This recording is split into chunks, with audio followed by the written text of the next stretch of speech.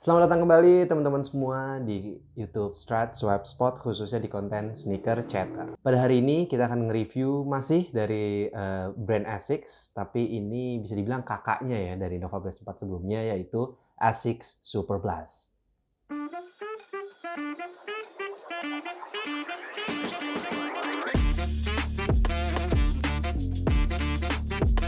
Ini adalah sepatu yang banyak digunakan oleh orang-orang. Mungkin teman-teman juga sudah sering melihat, ini keluar sudah cukup lama, sekitar tahun 2022 ataupun 2023. Dan memang banyak digunakan baik untuk latihan bahkan sampai maraton. Nah, apa sih Asics Super Blast itu?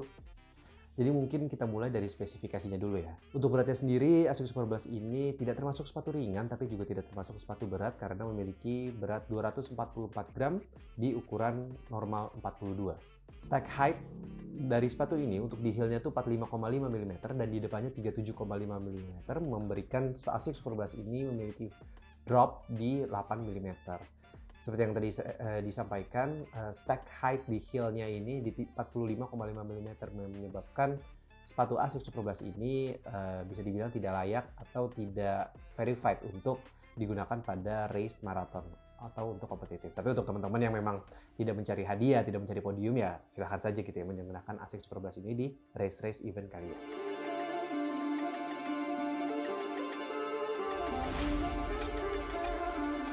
Lalu untuk mesh-nya ini menggunakan jacquard mesh upper yang terbuat dari 66% recycle. Jadi ini buat teman-teman yang memang mencari sepatu yang juga memiliki concern terhadap sustainability, sepatu ini cocok buat kalian. Dan mesh-nya ini menawarkan breathability yang cukup baik gitu ya. Mungkin bisa dilihat gitu ya, breathability-nya terlihat dari mesh-mesh yang bolong-bolong yang ini menyebabkan sepatu ini cukup nyaman untuk digunakan di hawa di Indonesia gitu ya. Memang terkadang cukup panas sehingga masih nyaman dan tidak membuat kaki ini mudah keringetan. Untuk midsole-nya ini yang menjadi kunci utama atau racikan paling penting dari Asics Super Blast ini. Kenapa bisa dibilang begitu? Karena Asics Super Blast menggunakan gabungan dari dua foam milik Asics. Yang satu yang biasa digunakan di daily trainer dan yang satu yang menjadi digunakan di super shoes-nya atau Metaspeed, yaitu FF Blast dan juga FF Turbo.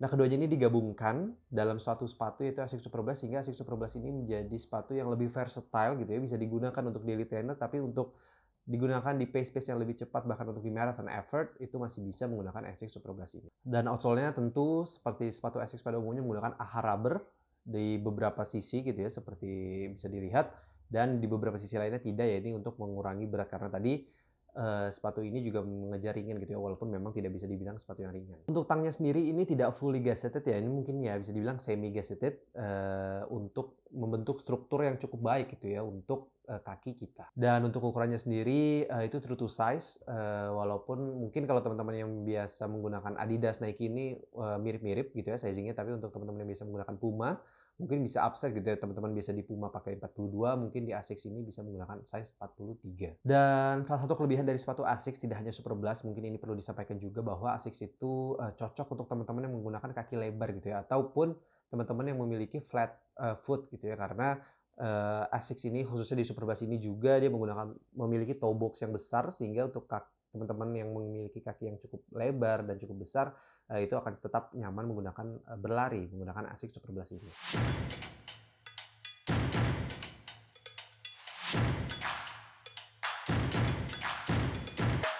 Kita masuk ke jenis-jenis latihan apa sih yang cocok digunakan oleh sepatu ini. Seperti tadi dijelaskan, sepatu ini menggunakan kombinasi foam dari sepatu trainernya itu Nova Blast dan sepatu super shoes-nya itu Metaspeed, sehingga sepatu ini cocok untuk digunakan mulai dari daily trainer, tempo run, interval run, dan beberapa workout run yang teman-teman perlu lakukan. Tapi yang perlu di-highlight adalah sepatu ini sangat-sangat cocok untuk long runs gitu ya.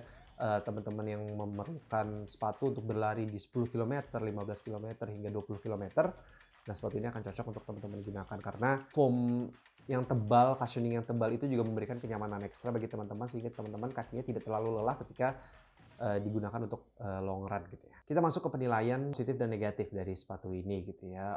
Secara garis besar positif reviews dari Asics Super Blast ini ada 4. Yang pertama terkait comfort, yang kedua dari lightweight, yang ketiga dari versatility, dan juga yang keempat dari stability. Comfort kenapa? Karena tadi seperti disampaikan memiliki mesh yang breathability-nya cukup baik gitu ya, sehingga kaki tidak gerah, dan juga menggunakan midsole dengan cushioning yang cukup tebal sehingga memberikan kenyamanan. Tapi midsole yang tebal ini juga membantu memberikan kenyamanan atau positif review yang kedua yaitu stability. Jadi teman-teman bisa berlari, mungkin teman-teman yang memang masih memiliki isu terhadap stability akan berlarinya akan nyaman menggunakan sepatu ini karena terbantu memiliki titik berat di sepatu ini yang cukup rendah sehingga memberikan stabilitas yang cukup baik pada saat teman-teman berlari. Dan yang ketiga versatility, gabungan midsole tadi yang disampaikan menggunakan FF Blast dan FF Turbo memberikan versatility mulai dari daily trainer, tempo run, interval run, bahkan untuk race day gitu ya, untuk marathon effort, dan juga yang keempat lightweight. Walaupun ya beratnya di 240 gram, ya mungkin kalau 250 gram ke atas bisa dibilang sedang menuju berat. Nah ini masih di bawah itu, yaitu di 244 gram. Tapi memang tetap sepatu ini memiliki beberapa negatif review. Yang pertama terkait bouncy-nya. Beberapa pengguna yang saya baca-baca gitu ya memiliki respon yang cukup buruk di awal-awal pemakaian yang merasa bouncy-nya itu kurang. Tapi ternyata setelah dipakai cukup lama, setelah break-in, bounciness dari Asics Superblast ini mulai muncul. Dan juga yang kedua terkait grip. Nah ini mungkin salah satu isu yang paling sering dijumpai di sepatu-sepatu Asics yaitu outsole-nya atau ahar yang tidak cukup baik digunakan di jalanan yang becek, jalanan yang basah, atau jalanan ketika kita berlari pada saat selesai hujan ataupun ketika hujan. Dan yang ketiga, negatif review-nya tentunya tentang harganya. Karena sepatu ini untuk ukuran sepatu non super shoes, ini cukup mahal ya, itu di $200 atau di sekitar 3 jutaan. Di Indonesia sendiri di retail price itu di 3,2 sampai 3,3 juta. Ya ini harga yang relatif cukup mahal gitu ya, apalagi bisa dibilang sepatu ini tidak memiliki carbon plate gitu. Jadi untuk sepatu yang bukan super shoes dan juga sepatu tidak memiliki carbon plate dijual di harga 3,3 juta, ini bisa dibilang sepatu yang relatif mahal gitu ya, bersanding dengan sepatu-sepatu di harga 3 jutaan itu ada di Saucony Endorphin Pro, ada di Vaporfly. Jadi memang sepatu-sepatu yang race shoes yang memiliki carbon plate sehingga bisa dibilang ini menjadi salah satu kelemahan dari Asics Superblast. Oke, mungkin kita masuk ke sesi terakhir terkait pairing options ataupun alternatif atau competitiveness review. Jadi terkait pairing optionsnya ini mungkin kalau teman-teman memang cocok menggunakan Asics Superblast ini, berarti ya untuk menemani recovery-nya itu bisa menggunakan Asics Gel Nimbus yang 25 ataupun yang 26 yang terbaru. Untuk race day-nya nanti mungkin teman-teman pasti bisa akan nyaman menggunakan Metaspeed Sky Plus ataupun Metaspeed Sky Paris gitu ya yang terbaru. Itu terkait pairing options-nya gitu ya. Nah lalu kita lihat ke competitiveness review, sebenarnya ada sepatu apa saja sih di lingkup Asics Superblast ini baik dari segi fungsi ataupun segi harga. Nah mungkin dimulai dari segi fungsi, ada beberapa sepatu yang mungkin bisa menjadi pertimbangan bagi teman-teman yang mungkin memiliki isu terhadap harga yang cukup tinggi ya, 3,2 sampai 3,3 juta. Nah beberapa alternatif sepatu lainnya selain Asics Superblast ini ada New Balance Supercom Trainer, lalu ada Prime X Strong gitu ya dari Adidas, ataupun sekarang sudah ada yang Prime X2. Lalu bisa ada Hoka Clifton dan juga On Cloud Monster. Nah ini sepatu yang mungkin masih cukup sulit gitu ya ditemukan di Indonesia.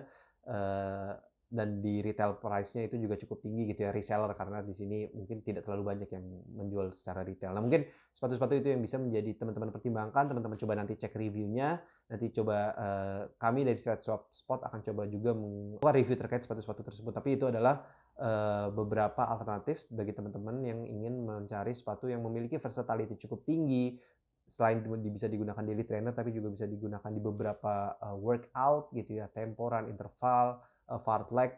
Bahkan untuk teman-teman yang mencari sepatu race day, sepatu marathon tapi tidak ingin carbon plate karena takut gitu ya dengan kakinya, ini masih race day pertamanya, masih event pertamanya, marathon pertama, sehingga masih belum berani menggunakan karbon, dan ataupun pace teman-teman belum cukup tinggi untuk merasakan impact atau dampak dari karbon, maka sepatu Asics Superblast ini bisa menjadi salah satu solusi gitu ya bagi teman-teman untuk menggunakan sepatu dengan versatility yang cukup tinggi. Nah, mungkin itu teman-teman sekalian. Jadi sekian review untuk Asics Superblast, untuk sneaker chatter ini, dan sampai jumpa di konten Stretch Spot berikutnya.